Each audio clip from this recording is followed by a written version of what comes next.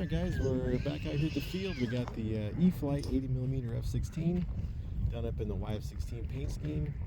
A couple of mods. It's got a thrust pipe with a reduced diameter on it. And I'm running a Spectrum 7000 G2 pack with some foam removed and the receiver moved back to get the CG farther back. So CG is about 10mm behind the recommended CG. So anyways, this thing's an awesome flying airplane. We've got AS3X Plus in it. We're using an IX-14. So let's give this puppy a whirl.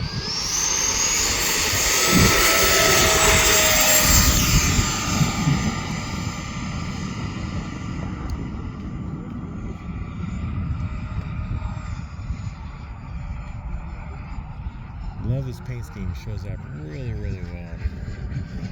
I can't believe how good the performance is on these F-16s, considering the ducting or lack thereof. Here comes full throttle.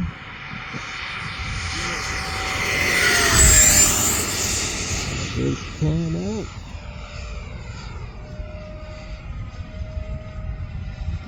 Pretty awesome performance for an 80 with a big heavy 7000 up front.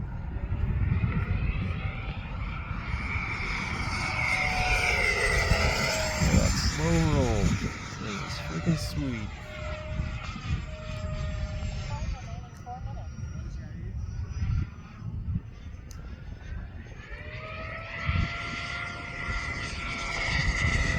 Inverted, just breathe on it with this CG. Which is the way I like it. We've been flying these E-FLITE F-16s for a couple of years now. This is my third one. I kind of wore out the first one. The second one, I crashed into a big bush over there doing high alpha.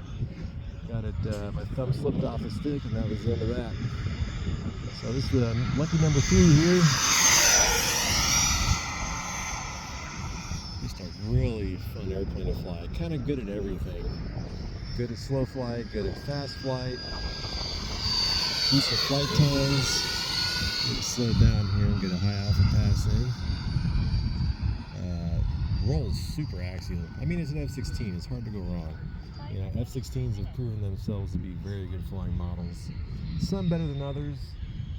This is no exception. This is a fantastic flying model. So.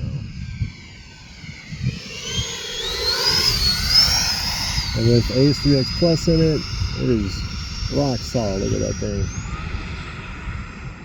Getting high alpha, full throttle, pushing those over, let it pick up some speed. Doesn't have tons of low speed push, but once the airplane's moving, the performance is really nice. So it's not quite scaled like the real one where you can just punch vertically out of a high alpha situation, but it is definitely too strong overall. Look at that roll, is just super axial.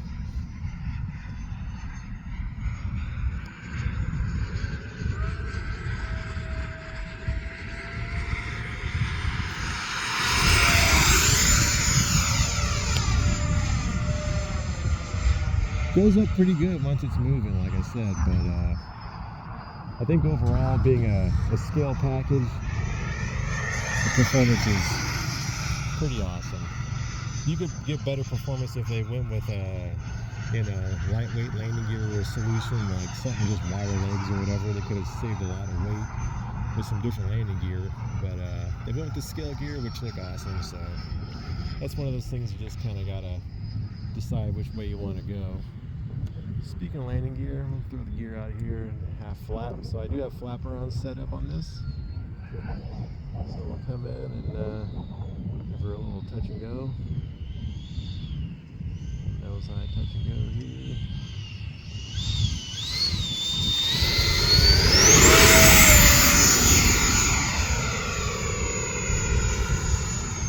Super nose high, just about scraped the afterburner on that one.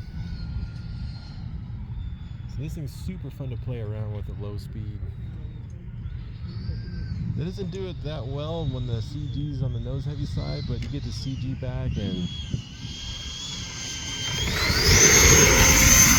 maybe nose view a little bit.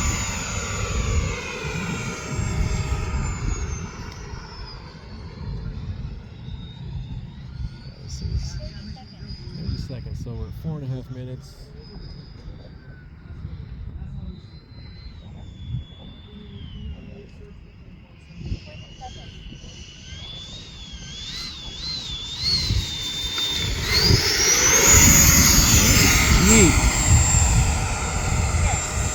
Alright, there's our 5-minute mark, so we'll go ahead and bring her in for a full stop, see what we got left in the battery.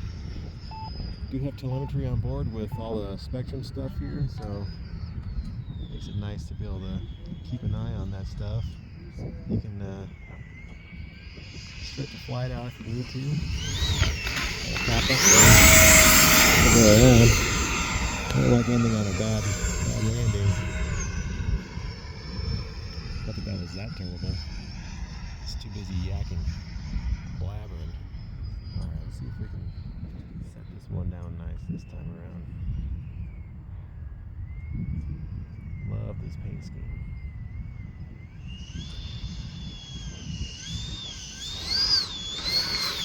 Not terrible. So that was almost 6 minutes. Just shy of 6 minutes. So let's see what we got left for battery power here.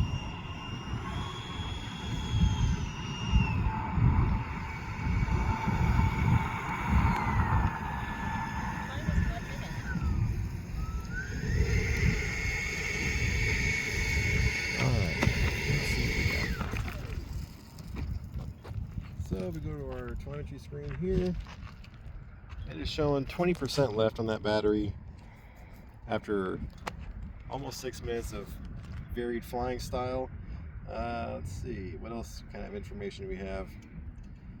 The highest current saw was 120 amps, so this 7000s are a solid pack and put out some good power. So if you guys want to see the battery situation here, it is a bit of a mess, but essentially the stock battery bay ends right here. And so what I've done is I've cleared out a bunch of foam, put the receiver in sideways. Thank you, Adam, for that fantastic idea. I had it in long ways, and I was able to get everything a little farther back and get rid of my tail weight by moving the receiver sideways. Of course, you have to redo your AS3X settings once you change the orientation of the receiver, but that's easy to do with an IX-14. And I was able to get the battery way far back, so it just makes the airplane fly really nice when you get the battery far back like that. And anyways, hope you guys enjoyed it, and we'll see you